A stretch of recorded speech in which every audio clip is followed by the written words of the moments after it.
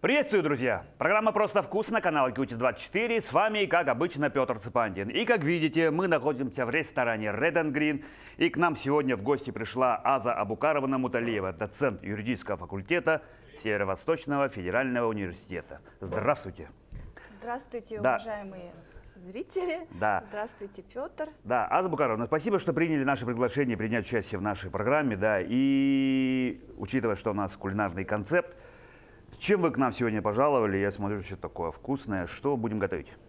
Да, сегодня мы будем готовить блюдо из жеребятины. Угу. Якутской? Да, это якутская жеребятина. Это жеребятина, которая...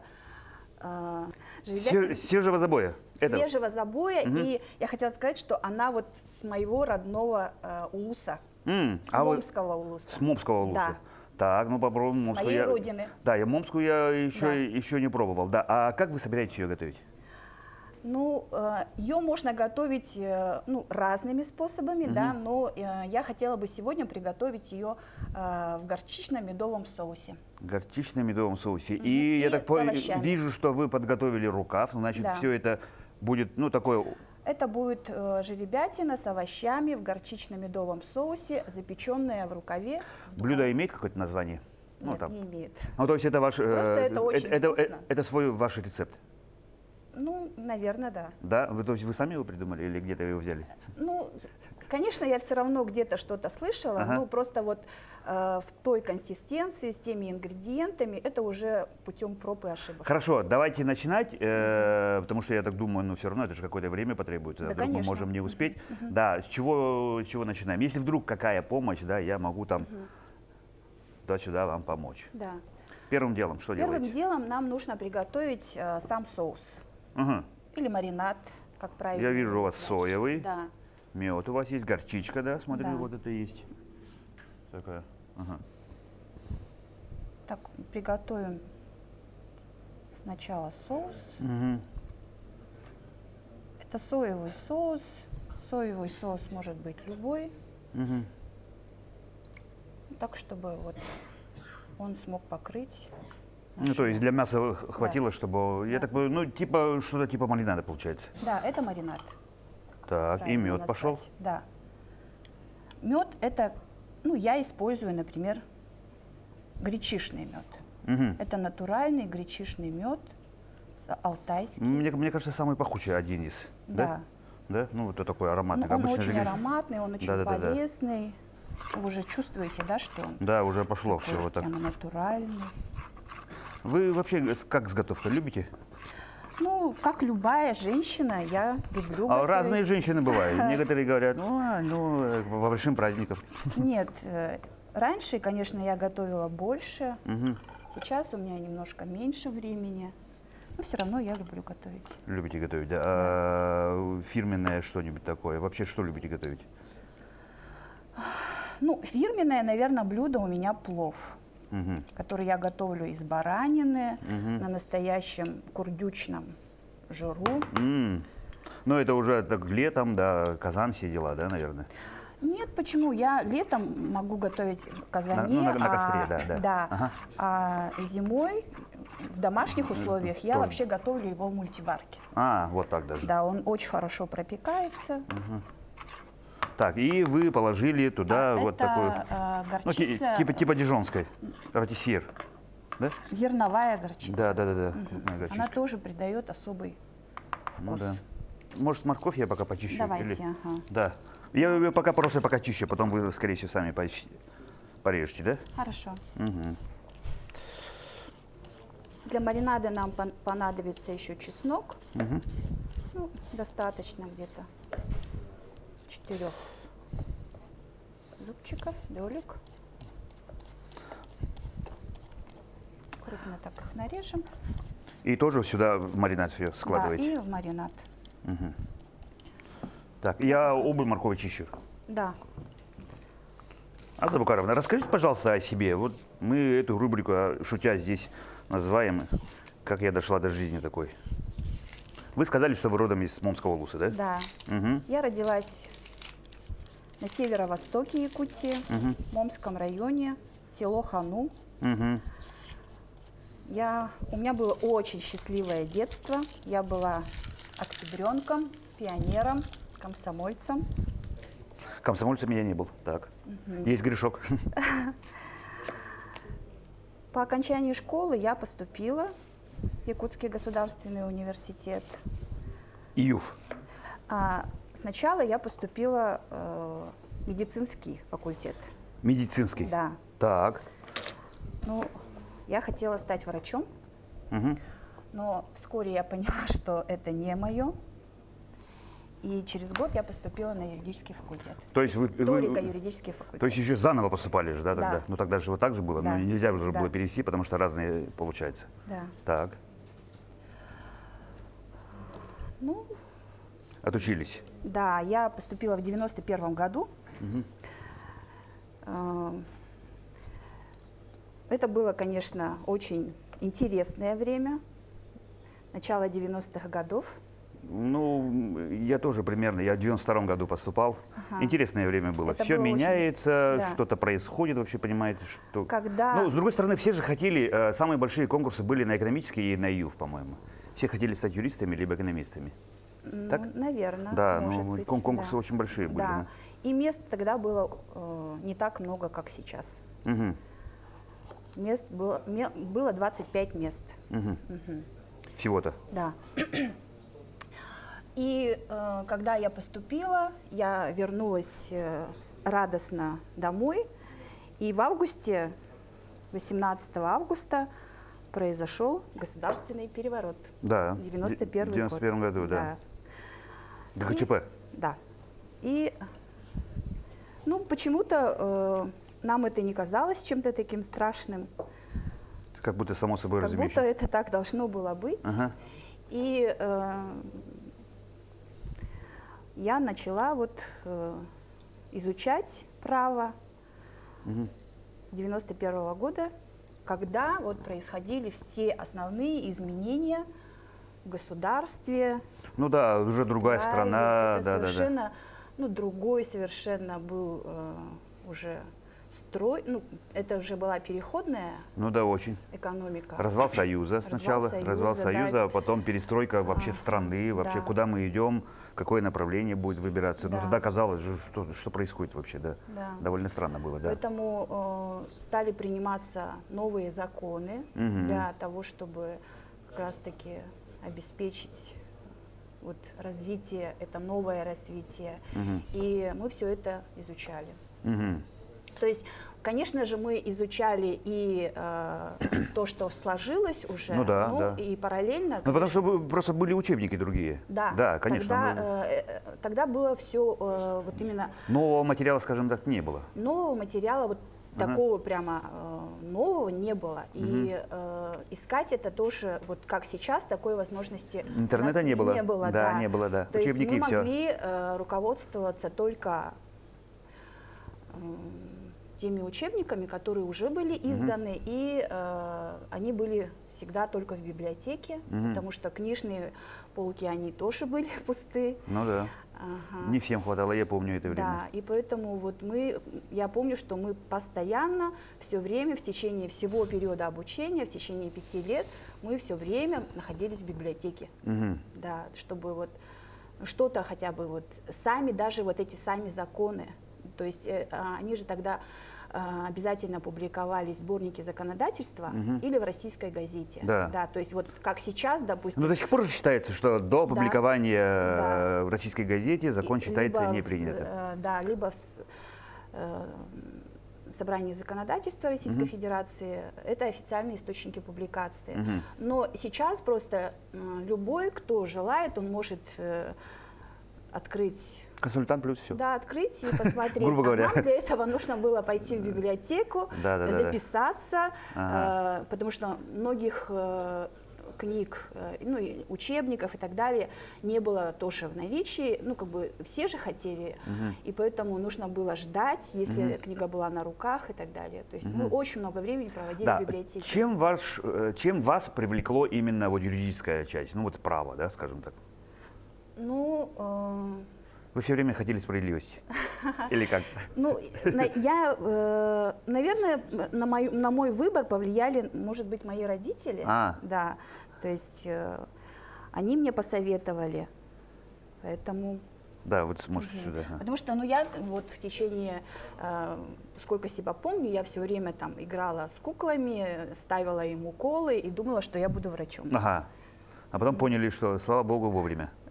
Ну да, я Или тоже, как? ну нет, не слава богу, конечно, да, но все равно я поняла, что я, Ну, наверное... скажем так, каждому свое. Да. Да, но потому что... Ну, иногда я вот все-таки жалею о том, что, а может быть, нужно было все-таки стать врачом. Ну, не знаю. Как говорится, мы предполагаем, Да, Господь да. располагает. Да, да, давайте продолжать, у нас Да. времени не так уж и много, да.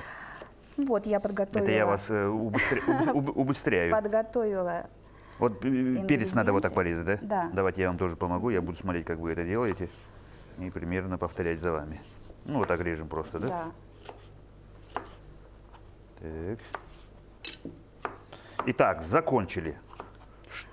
Ну, я вот еще хотела, кстати, сказать, что когда мы учились, то вот в этом году мы будем отмечать 30 ноября 2024 года, мы будем отмечать 30-летие принятия Гражданского кодекса. Российского, нового, Да, по новый, которому да, мы... по которому мы сейчас живем. И живем, да, так. Который регулирует гражданские правоотношения. И вот мы, будучи студентами, как раз-таки... были свидетелями того, что как он принимался? Да, были свидетелями. То есть, получается, в 94 году. Я училась тогда на 3-м курсе юридического факультета, и мы изучали как раз-таки особенную часть гражданского права, и мы изучали ее по Гражданскому кодексу 64 года. Да. А 30 ноября был принят Гражданский кодекс, да, часть 1 Гражданского кодекса. И наш преподаватель по гражданскому праву Румрумович Ушницкий, он сказал: а экзамен вы будете сдавать, ну, экзамены у нас после Нового года, в январе, а экзамены вы будете сдавать по новому Гражданскому кодексу. И вот мы срочно там побежали в библиотеку, там искали разные возможности, чтобы ознакомиться с этим новым Гражданским кодексом, который был опубликован в российской газете, и нам нужно было вот где-то найти эту российскую газету. А сильно отличался? Ну, конечно, это же совершенно другой подход. Не, ну, может быть, там пару абзацев поменяли, там где-то запятую там в другом месте переставили. Казнить, помиловать нельзя. Там. Гражданский кодекс 64 года, он же регулировал отношения, которые вот все-таки складывались при плановой экономике, да. Советский Союз, да, все равны и все прочее. Да, и а тут единственным юридическим лицом, которое могло быть субъектом этих отношений, это было государственное социалистическое предприятие. А вот уже новые законы, закон о предприятиях, о предпринимательской деятельности, закон о собственности, он стал... ну тогда да. Появились новые организационно-правовые формы, нам нужно будет вот это... Сюда? Да. Ну, давайте закладывать аккуратно. Давайте. И вот так, да? А я так понял, вот же перчатки специально приготовили. Да, чтобы можно было вот все это... Их пожамкать, да? Держите. Перчатки нам, слава богу, подготовили. И все у нас готово. Да. Сейчас мясо и потом в рукав. Да, сейчас мясо, потом мы перемешаем это с нашими тоже, чтобы не мешало, я вот так. овощами. И картошку, да? И картошку. Хорошо.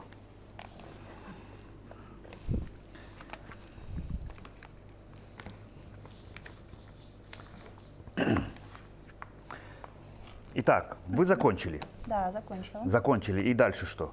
Сразу по специальности начали работать? Да, я начала работать по специальности еще когда училась на 5-м курсе. Ну, то есть практика какая-то была или уже? Да, сначала это была практика, потом я осталась работать, я устроилась на работу в Алмаз-Аргентбанк. Вновь новый, Юристом? да, юридический отдел. Договора составляли или что? Да, что это делали? тоже была очень интересная вообще практика.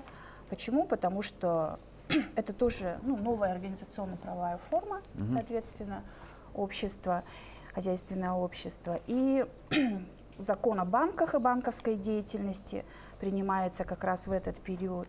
И все банковские операции, все банковские сделки, которые стали тогда осуществляться, вот они как раз мы стали и заключать эти договоры различные, да, не только на обслуживание, но это были и договоры факторинга, это были и договоры лизинга, все, что могло быть связано именно с банковской деятельностью. Банковской деятельностью. Да. У меня был прекрасный наставник, Руфов Галактион Иванович. Большое ему хочу сказать спасибо за то, что он меня, молодого специалиста, таким, все-таки советовал мне. Помогал Да, в работе. помогал, да. Потом я вышла замуж, родила 2 детей, находилась по уходу несколько лет. И после этого я стала работать в университете. В университете? Да. Ага. Преподавателем уже? Да, преподавателем. А почему не пошли, вы же в банк, тогда были, конечно, да, тяжелые времена, 90-е годы, непонятно, да, денег везде, скажем так, не хватало, это не секрет. Да, а почему выбрали именно преподавательскую деятельность? Здесь нужно сказать, что на выбор моей профессии преподавателя повлияли все-таки мои дети. Да. Как? Почему? Потому что я хотела уделять им больше времени, больше внимания, и я понимала, что если я пойду на работу в какую-то структуру, то этого не будет. Возможно, да, потому что всегда сверхурочные до конца, тем более коммерческой организации. Да. Там же нет такого, что там 9 до 6 и пошла я домой. Да. Поэтому я хотела, чтобы мои Семье дети, больше приоритет отдать. чтобы мои дети были разносторонне развиты. Я возила их на различные кружки, секции. Когда, конечно, с структурой работаешь, конечно, полноценные выходные и все прочее, да, отпуска, да. Все понятно. Поэтому я стала работать в университете, и мне это, до сих пор, мне очень нравится моя профессия. Я, люблю, с радостью иду на работу. Да, вы говорили, с радостью возвращаюсь домой. А вы говорили, что у вас уже педагогический стаж уже больше 20 лет, же так? Да. И вы доцент. Да. Я кандидат юридических наук, доцент кафедры гражданского Еще научной права. деятельностью занимаетесь? Да, аспирантура обязательно. очная, наверное, да? Или как? Нет, Или я заочно? уже защитилась. Я понял, да, но еще и в аспирантуре, получается, же учились. Да. Я защищалась в Москве. Защита у меня прошла в Академии, Российской государственной академии интеллектуальной собственности. Помните тему? Конечно. Потому что я не помню. Да. Тема называется «Правовое регулирование туристской деятельности». Туристской деятельности. То есть это новое направление же тогда было. Тогда было, да. Да. То есть это как раз-таки один из видов предпринимательской деятельности. И на выбор моей темы диссертации повлиял мой муж, потому что он в то время занимался компания «Медтур». Да, я потому что помню Захара, я рекламу ему делала, эту как раз, в начале 2000-х. Да. Вот. Он занимался в сфере туризма, у него он был директором этой компании. Как, скажем так, вовремя, да, то есть совпали звезды, получается. И тогда это как раз было очень актуально, поскольку, хотя закон сам был принят в 1996 году, но вот такой глубокой научно-исследовательской базы не было, и поэтому это все было ново. Надо было что-то, грубо говоря, чуть ли не придумывать. Да.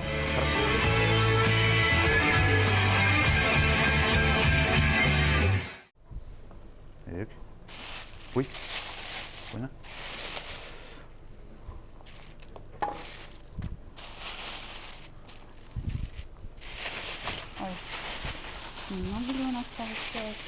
Ну, у нас много, ничего страшного.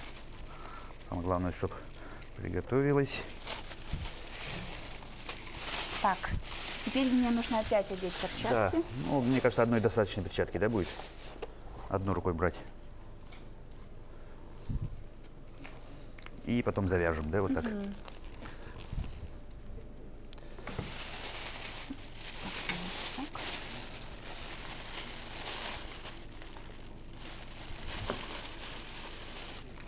Мы посолили все?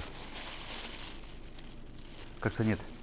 Ну, ничего страшного. Нет, добавим сейчас. Добавим? Потому что соевый, он, ну, с мясом, я так Он, думаю, да. что проблем не возникнет, тем более, что у нас там горчица соевый. А соевый будем закладывать? Да, будем. Заливаем туда? Да. Да, тем более. И сюда можно вот соли. Давайте вы. Можно еще поперчить.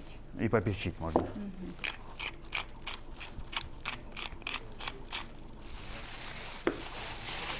Теперь это все Да. так Мешаем, мешаем. мешаем, мешаем. Вы вот так поддерживаете. Ну, давайте. А я так. Всё, чтобы впиталось, да? Да. Ну или можно его завязать и тоже попытаться Вот так, перемешать. чук-чук-чук-чук, да. Да. Хорошо. Всё, Ну давайте все, так. достаточно. Достаточно. Я вот буду держать, теперь вы берите и завязывайте. Вот, завязка у нас есть.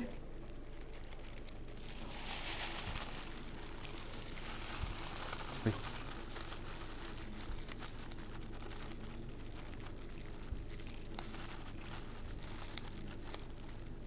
Все? Все, и вот. Ну, давайте вот так. Вот. Тоже вот так помешать можно. Да, Вот так сюда пожамкать, да? да. И все. Иман, пожалуйста. Следующий вопрос. Что вы преподаете сейчас? Какие Ну, предметы? основная моя специализация – это предпринимательское право. Сколько видов прав есть? Я знаю гражданское право, процессуальное право, уголовное право, Ну, вообще, если административное говорить право. о различных отраслях, то нужно сказать, что вообще правовая система, она делится условно на две группы. Это публично-правовые отрасли и частно-правовые отрасли. Так. И вот то, что вы сказали, там, уголовное право, процессуальное право, это публичные отрасли, есть частные отрасли, гражданское право, семейное право, Мгм. международное частное право. Вот я специализируюсь в сфере частного права. Мгм. Ну, это тоже как в медицине. Хирургия, терапевты, лор. Да, Да-да-да. скорее Ну, всего, вот да. какие вот эти. Да. Но все равно юрист, ну, как бы знает практически все. Правильно? Ну, юрист должен знать ну, как бы основы, Хотя бы разбираться. Ну, да, да, всех да. отраслей. Ага. Потому что знать все не может никто. Тяжело, да. Ну, это- конечно, да, без учебника, да, потому что все в голове держать невозможно. Да. Ну и как бы раньше, когда я, например, училась, допустим, таких специализаций, вот прям таких не было, да, то есть мы были юристы, которые... Юрист все знает, Да, как будто. юрист. У нас была специализация такая общая, да, юриспруденция, все. И мы могли пойти работать, ну, как бы в любую сферу, мы могли пойти работать в правоохранительные органы, мы могли пойти работать там в организации. Юристами. Да, да. Сейчас у нас, конечно же, уже право развивается, образование, система, все развивается, все меняется, совершенствуется, поэтому сейчас у нас, конечно же, есть специализации, более такие узконаправленные. Ну, у нас 3 основные специализации. Это государственно-правовая специализация, уголовно-правовая специализация и гражданско-правовая специализация. Но вы специализируетесь именно на предпринимательском. Да, я вот как пришла в университет в 2001 году, и дисциплина у меня была предпринимательская, в скобках хозяйственное право, и я вела предпринимательское право, вела гражданское право, ну и сейчас я до сих пор занимаюсь именно предпринимательским правом. Ему же, ну, надо, следуя логике, ему не так много лет тоже же, да, получается, около Да, 30 конечно, лет, да. это Новое. новое направление, то есть хотя вот даже уже в послереволюционный период возникли первые научные теории о хозяйственном праве, направлении вот, права, но такое развитие, как сейчас, оно, конечно, получило с начала 90-х годов. Начало 90-х годов. Ага. А почему вы именно это выбрали? Ну, так сложилось. Так сложилось, да. Вы рассказывали, что у вас сын предприниматель. Вы как-то помогаете, там что-то, ваши знания? Ну, сын у меня стал предпринимателем совсем недавно. Ага, Да, то есть но в тем не менее. октябре 23 года он зарегистрировался в качестве индивидуального предпринимателя. Чем занимаетесь, если не секрет? Он занимается производством хлебобулочных изделий и розничной торговлей. Он пошел по стопам своего дедушки.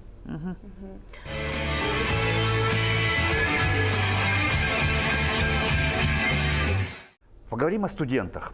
Хорошо. Вот за 20 лет меняются ли студенты? Да, конечно. Студенты всегда разные. Так. Да, и... По части прилежания, как по отношению к учебе. Потому что, ну, я себя беру, да, вот наше поколение, 90-е годы, ну, у нас было так, обязательно школу закончил, если ты куда-нибудь обязательно должен куда-то поступать. А чуть ли не именно то, что себе сердце велит, ну, чуть ли не абы куда. И поэтому было очень много таких. Например, ну, я вроде как физик, ну, у меня, слава богу, 4 высших образования, но я непонятно, вот сейчас я телеведущий, ну, это хобби, да, но я очень долго рекламой занимался, ну, вот как-то вот так. Ну, мы тоже всегда говорим о том, что вы можете и не быть юристами, когда вы закончите, да, то есть вы можете пойти в любую сферу, да, это может быть и предпринимательство, это может быть там любая сфера, где вы считаете, что вы будете востребованы, вам будет интересно, но знание права, оно нужно всем. Ну, чуть-чуть, конечно, нужно знать, потому что у нас есть такая присказка: незнание закона не освобождает от ответственности. Да. Факт, да, но чуть-чуть нужно что-то знать. Так? Нет, я сейчас вопрос хотел бы задать именно по части осознанности. Насколько так, что студенты поступают, потом, ну, до 5-го курса идут, да, и много ли студентов, которые по окончании обучения идут дальше уже в юристы? Ну, то есть уже, грубо говоря, вчерашний школьник, выпускник, выбрал сердце именно юридическое, и до конца жизни он юристом стал. Да, ну, конечно же, есть такие, которые туда поступают, ну, потому что, допустим, там родители хотят. Да, вот, кстати, вот это тоже очень иногда так. Всегда такое есть, и всегда такое было, да, что вот, ну, может, там какая-то династия, преемственность и так далее. А человек понимает, что, ну, это не его. Такое тоже может быть. Может, часто. Да, конечно. Но тогда они просто уходят, не доходят до конца, не заканчивают. Ну, а те, кто заканчивает, они обычно, ну, как бы это уже доказано, что они действительно все-таки вот у нас сложно учиться. Я не говорю, что это легко, потому что мы, ну, наш факультет, мои коллеги, мы все очень ответственно относимся, и поэтому, ну, мы требуем, да, чтобы это все-таки вот было понимание, потому что и те, кто доходит до окончания юридического факультета, те, кто получает диплом, это всегда люди, которые, ну, продолжают все-таки. А сложно сейчас со студентами? Ну, я понимаю, в школе, да, когда всех детей заставляют учиться, ну, бывают дети, которые, ну, не хочет и все человек, да, нет никакой мотивации, нафиг мне, говорит, математика не нужна, русский, ну, сдал на тройку, ну и слава богу, да. Там 20 лет назад студенты были другие, сейчас они вот я про это, какие были другие? Ну, вот 20 лет назад же и время было другое, ну, да. совершенно, да? То есть экономическая ситуация была другая, и как бы это все только находилось на стадии становления, это все было ново, и как бы и студенты это тоже понимали, да, что они вот могут пойти в любую сферу, и они там будут востребованы. Сейчас уже вот прошло 20, допустим, 20 с лишним лет, и какие-то сферы, они, ну, как бы уже нету такого прямо какого-то Сильного ажиотажа. Да, нету. Да. Туда сейчас студенты уже в процессе обучения, они уже понимают, куда они пойдут, в какое направление Дальше. они пойдут, да. То есть это такое осознанное, они к этому стремятся, они получают вот специализацию, да, то есть проходят вот на 3-4 курсе, они выбирают эту специализацию и дальше следуют вот этой специализации. То есть более как бы осознанно, целенаправленно идут в ту сферу, которая им будет интересна. Дальше. Ну вот я, например, когда я заканчивала, допустим, мне было близко все-таки гражданское право, да, и я понимала, что я пойду вот в сферу частного права. Кто-то вот изначально был нацелен на публичные направления, да, то есть правоохранительные органы, государственные службы и так далее. Сейчас это вот, конечно, более осознанно, более целенаправленно. Ну да, я понимаю, что юрист, ну, допустим, выпускник, востребованность очень высокая. Да. То есть он может и в коммерцию пойти, Да. куда-нибудь предпринимателем, да, в частную компанию, пойти в банки, реально правоохранительные органы, прокуратура, суд, пристав, Да. масса, скажем так. А вы сами, как вы считаете, вы строгий преподаватель?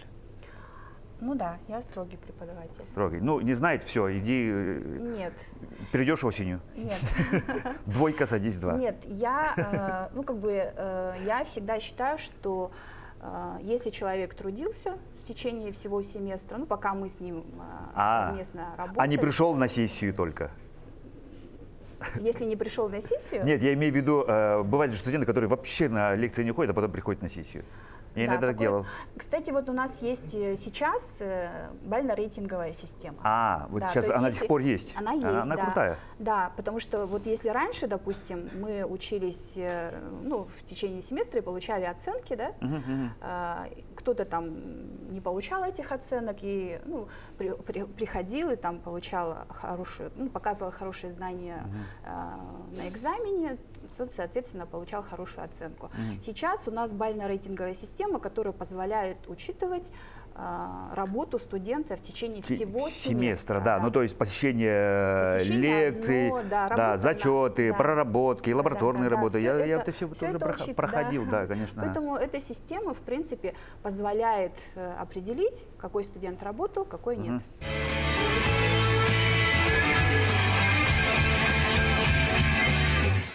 Аза Букаровна, вы являетесь еще руководителем магистерской программы. Да. Да, расскажите вкратце, что это такое? Наша магистерская программа, руководителем которой я являюсь, называется предпринимательское право, корпоративное право и конкурентное право. То есть 3 вида? Да, 3 направления специализации. Студенты, которые поступают к нам на эту магистерскую программу, они после 1-го года обучения, который в принципе является общим, то есть общие дисциплины, да, общепрофессиональные дисциплины, он выбирает свою специализацию. То есть это может быть предпринимательское, корпоративное, либо конкурентное право. И как долго учится? Там 2 года, по-моему, да? Или 3? 2 года и 3 месяца у нас. У нас форма очно-заочная называется. Ну, сейчас просто моему уму чуть-чуть непонятно. Раньше же было 5 лет, все, ты диплом сдал и все. Да, ты сейчас можно... диплом специалиста. Да, диплом специалиста. Ну, условно, там физик, инженер-физик. Так, а тем временем нам Семен уже несет. Да, давай, неси, пожалуйста. Видимо, наше время как раз подошло. Семен, спасибо. И мы сейчас будем тогда... Что нам нужно сделать? Нам нужно открыть. Очень аккуратно. Очень аккуратно. Ну, вот так взять и вот так режем. Да.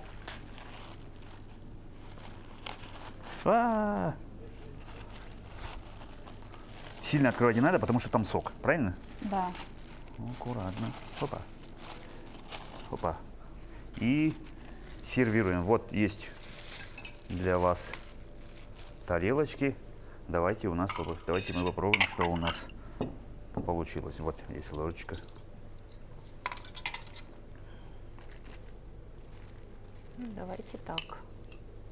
Всего понемножку, да? Да. Момская жеребятина. Да. Первый раз буду, скорее всего, пробовать. Потому что у нас есть Попробуйте. уже жеребятина, но своя, мейно-конгласская. Ну, считается, все вообще чурапчинское все вкусное, ребятина. Ну да, ну, мне Верхоянская. кажется, любая жеребятина, Она вкусная. она вкусная.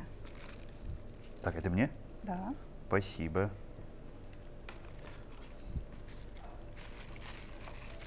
И себе. Ой. Ой, давайте вот так я вот так положу, ребятам, показать крупно, что у нас получилось. Все, давайте вооружимся вилками. Возьмем наше блюдо. Я возьму ножик. Вот так. Ой, Ой, аккуратно. И попробуем. Ну что ж, приятного аппетита нам. Да. Самая веселая, Приятного аппетита. самая вкусная часть. Класс? класс. Вообще класс.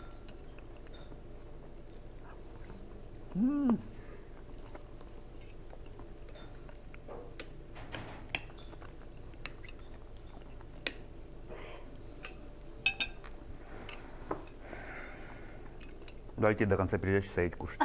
Давайте. Это шутка. Аза Букаровна, я знаю, что вы еще и научной деятельностью занимаетесь, Да. да? И некоторые ваши работы касаются интеллектуальной собственности. Да, это сфера моих научных интересов тоже. Мгм. То есть я работаю в основном в сфере, конечно, предпринимательского права, но второе направление – это право интеллектуальной собственности. Мгм. А это авторские права и все прочее. Да. А в какой сфере вообще? Или Нет, я изучаю интеллектуальную собственность в целом. в целом? А Да, в да. частности, это реализация интеллектуальных прав при осуществлении предпринимательской деятельности. Мгм. Ну, то есть, допустим, человек что-то изобрел, какой-то механизм или что-то такое, Да. ну, чтобы его Ну, права вопросы, которые связаны именно с применением этих результатов. Ну, либо интеллектуальной какой-то собственности. технологический цикл, да, например. Вообще интеллектуальная собственность объединяет в себе несколько институтов. Это авторское право, патентное право, средства индивидуализации и нетрадиционные объекты охраны. Мгм. А часто бывают споры вообще именно юридические вот в этом? В сфере интеллектуальной собственности Да. в последнее время это стало очень актуально. Ну да. Да, то есть правообладатели стали понимать, что интеллектуальная собственность может приносить доходы. Мгм. Ну и, соответственно, поскольку это все-таки институт абсолютного права, да, то есть так же, как и право собственности, например, да, то правообладатель, только он, исключительно он обладает возможностью решать, как он будет использовать, как он будет распоряжаться своей интеллектуальной собственностью. А все другие лица, не правообладатели, должны воздержаться от его нарушения его права. Ну, так да, же, как ну и либо право взять, собственности. заимствовать, но платить какую-то... Да, то есть любое использование объектов, охраняемых как интеллектуальная собственность, оно должно быть на согласованной основе. Любое. Ну да, а вы сказали, что во всех сферах деятельности это может применяться, да, но вот в сфере IT оно сейчас применяется, ну то есть сейчас это очень актуально. Это самое актуальное, наверное, Да. сейчас, да, то есть вообще IT-технологии – это все, что связано с инновациями, Да, это да.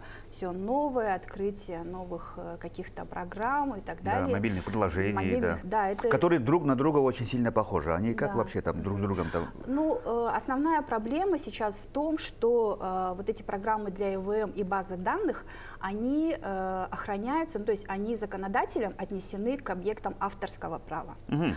А авторское право – это такой институт гражданского права, где не требуется, ну, это более такое свободное, такие свободные отношения, да, и здесь нету такого требования, как в патентном, допустим, праве, это обязательная государственная регистрация, такого нет, поэтому эти программы, они могут даже и не быть зарегистрированными, и если они не зарегистрированы, допустим, то, конечно же, может происходить нарушение, и тогда им очень сложно будет доказывать, что они являются авторами, что у них есть авторские права на это.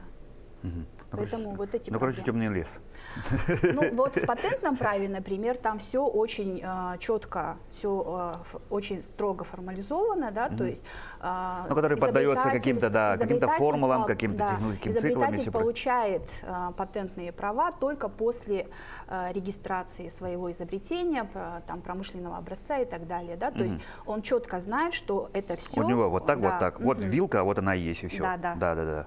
А в IT немножко, да. В авторском праве нет. Немножко То есть сложно. объектами, кроме программ для ЭВМ и баз данных, еще являются произведения науки, литературы и искусства. Ага, ну с литературой, да, ну тоже мы обсуждали за съемками, тоже довольно-таки сложно. Ну, можно. Да. Хорошо, Аза Букаровна, спасибо вам за интересную очень беседу, спасибо за вот это мы за кадром обязательно все это съемочной группой сидим. И в конце нашей передачи у нас такая добрая традиция есть. Пожалуйста, вот на эту камеру пожелания для наших телезрителей. Ну, уважаемые телезрители, я желаю вам счастья. Счастье – это когда есть новый день, счастье, когда у тебя есть близкие, у которых все хорошо. Я желаю вам этого счастья. Друзья, а я еще раз скажу, что у нас сегодня в гостях была Аза Букаровна Муталиева, доцент юридического факультета Северо-Восточного федерального университета. А на этом наша программа потихоньку заканчивается. Я Петр Цепандин, программа «Просто вкусно». Будьте здоровы, друзья, и кушайте, как мы всегда. Просто вкусно. Будьте здоровы, друзья.